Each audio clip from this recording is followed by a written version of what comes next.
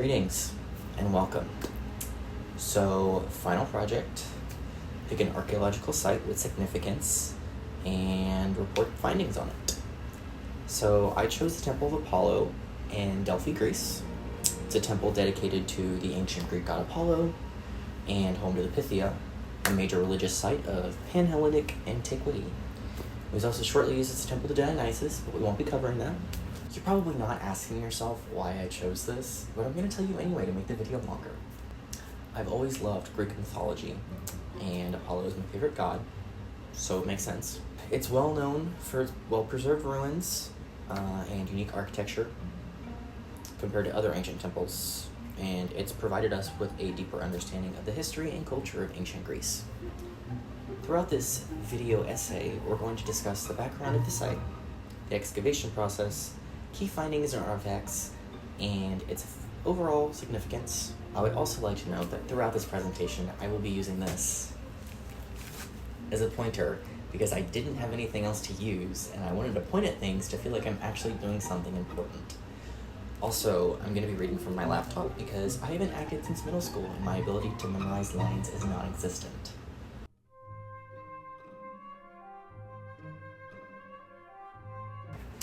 Alright, so as I mentioned before, the temple is located in Delphi, Greece, where it sits on Mount Parnassus.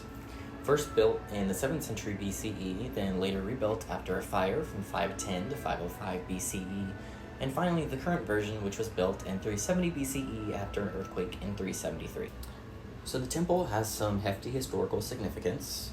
While providing us with insight into ancient cultures, it has aided in the understanding of weather and structural conditions from the time of each construction.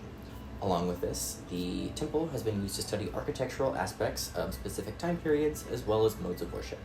Since there have been multiple reconstructions of the temple throughout ancient Greek history, a wide range of information can be gathered about how the culture developed over time. We can use what has been found at the site to compare how Pan-Hellenic life has changed over several centuries. Not to mention, the site creates a positive economic impact on the modern state of Greece. The temple was visited by the famous Greek traveler and geographer Pausanias and was documented in his description of Greece. During the Ottoman period, it was often visited by adventurers.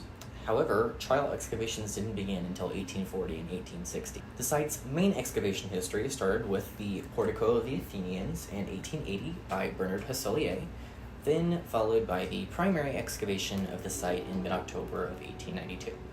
However, efforts were impeded by weather challenges, and excavation was later resumed in April of 1893 and has continued to be since. So who started digging? There was actually many disagreements as to who should get to dig first. Following a 10-year-long period of negotiations, the French were granted the privilege. Interestingly, a German archaeologist who had already published a book on his findings from earlier trial excavations was aggressively critical of allowing the French to do the same. After receiving permission, members of the French School of Archaeology began excavating. Through my research, I found that the following participated in the endeavor. Also, I do not speak either French or Greek, so forgive me if I pronounce their names wrong, I'm just a stupid American. So we have Théophile Hommaud, director; Albert Tournaire, architect; H. Corvée, studied epigraphic material; Paul Herbezet, studied epigraphic material; Theodore Reinach, studied epigraphic material; Henri Weil, studied epigraphic material; Alexander Conteleone, archaeologist and curator of the site; Christos Karizosas, archaeologist and curator of the site; and then there were 200 workmen who did the physical labor. Alright, now that we have the history out of the way, let's get into the actual excavations.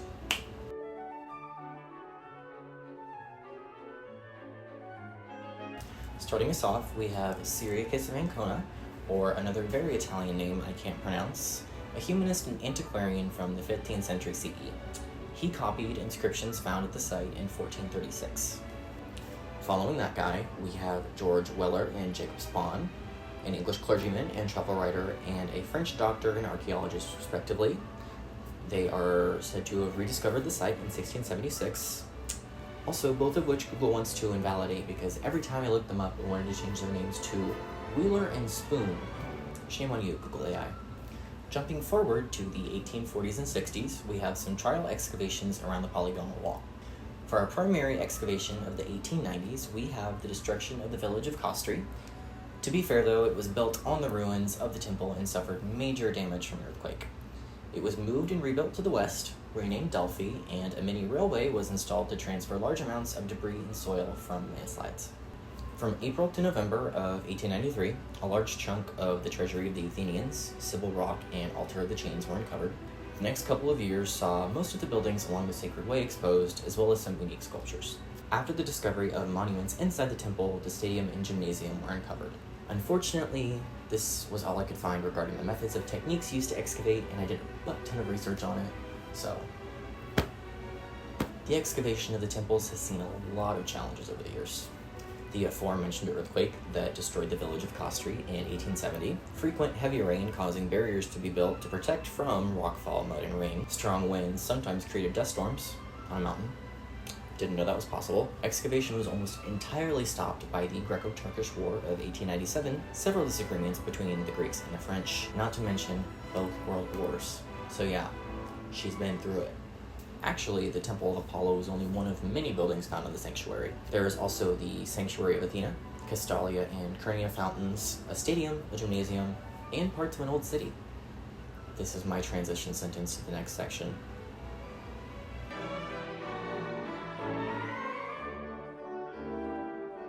So, according to Anna Gustafsson, who has a Master's of Greek and Eastern Mediterranean Archaeology from the University of Athens, in an article for The Collector, some of the most important discoveries of the site are the Temple of Apollo, the treasury of the Athenians, which by the way was used to collect loot from the Persians following the Battle of Marathon, the Sphinx of Naxos, the Charioteer, a statue of Antonius from the Roman period, and the Omphalos.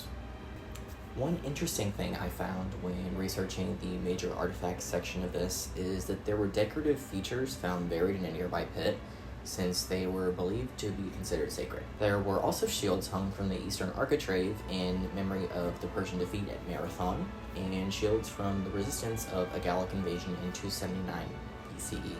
One unique aspect of this temple is its design. There was a ramp at the entrance, which was unusual for temples in this part of Greece. It's a Peloponnesian feature, perhaps implying that the architect was from the peninsula instead of Delphi. So what haven't we found at the temple yet? Well, me in a different shirt. I'm so glad you asked. Recently, there has been a particular emphasis on the surrounding environment as a whole, the importance of all kinds of finds, not just from sculptures, and the full spectrum of Delphi's history instead of just focusing on only its classical period. In his 2014 book, Delphi, A History of the Center of the Ancient World, Michael Scott, unfortunate name, or fortunate, I guess, depends on how you look at it. Anyway, interest at Delphi in the coming decades will revolve around the following. Very early and very late periods of the site's history, the changing nature, systems, interests, and personalities of the city itself, the relationship of the city and its sanctuary with its immediate territorial neighbors, and how best to display Delphi's history while also protecting the site. How have these findings expanded upon previous knowledge? Well, to be honest, besides the writings from ancient Greece and Rome and travelers after, we didn't really have any prior information to build from until the first excavations. My outline says I'm supposed to talk about the interpretation of findings here, but it goes along with something in the next section, so we're gonna get to that in a bit. Actually, let's dive right into that section now.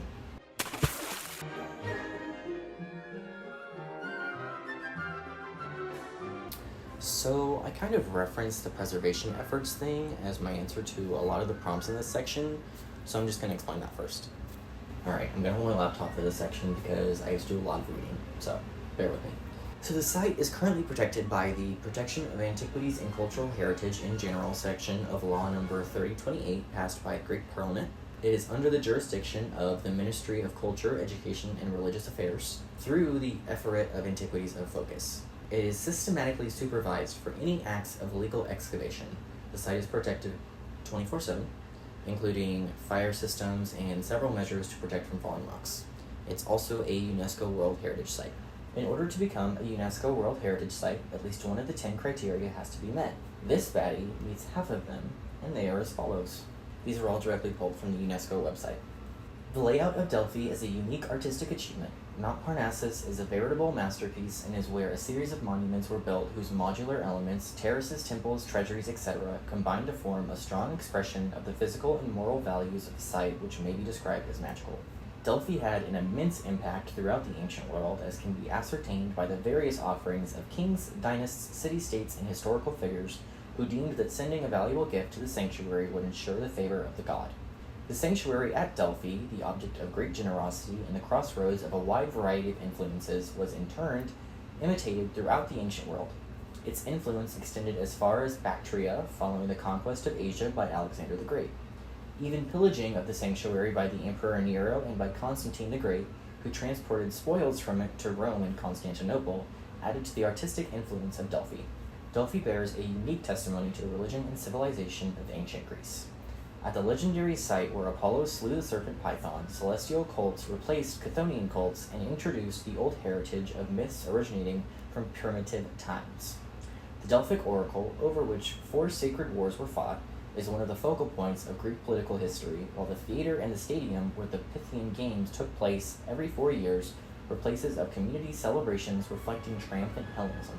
Delphi, situated in a magnificent natural setting which is still intact, is an outstanding architectural ensemble and an example of a great pan-Hellenic sanctuary. And finally, according to the ancients, the Temple of Apollo was where the Omphalos was located, that is, the navel of the universe, the center of the earth. Delphi is consequently directly and tangibly associated with the belief of manifest universal significance. Okay, yap sesh over. Now that we've established that, let's get to the other stuff. The temple's significant archaeology because, I kind of just explained it. Well, UNESCO explained it and I just read it. Regarding the Revelations of the Past prompt, Section 2 mentions the chokehold it had on the ancient world. Section 3 stresses the individuality of Delphi, and Section 6 says that it was literally believed to be the center of the earth. Suffice it to say, the discovery of the temple and its surrounding structures has provided great insight into Greek life, belief, and culture. Although excavations aren't just a thing of the past here, some have taken place recently in the sanctuary and its immediate environment, so many discoveries are still happening and will continue to do so.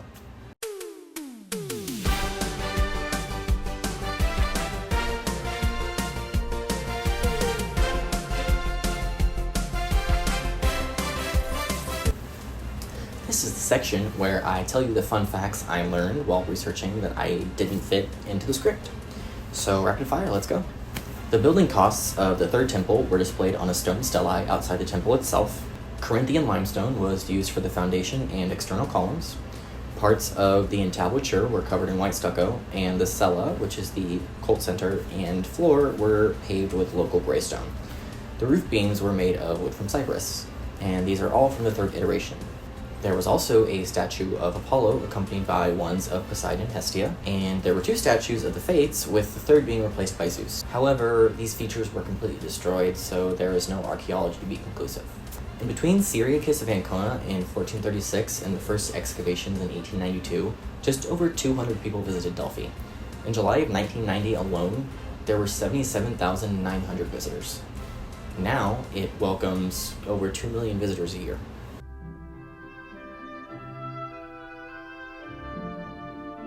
So what have we learned today, class? I'm a weirdo who talks to himself alone in his apartment.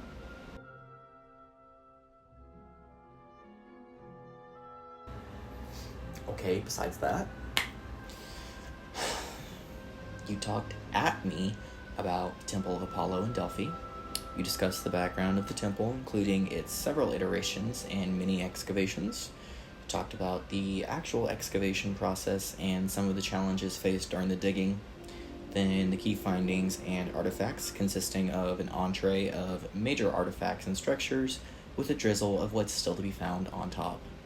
Then you yapped about the site's significance and its UNESCO World Heritage designation, and you finished it off with a lightning round of fun facts. Aw, thank you so much, me, for remembering all that. And now, a big thanks to the sponsors of today's video.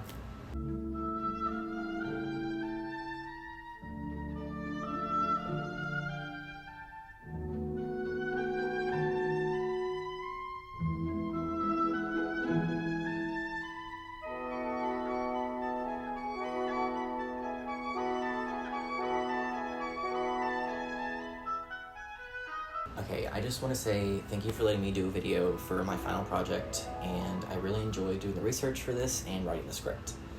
I really enjoyed having class with you this semester, and I wish you all the best.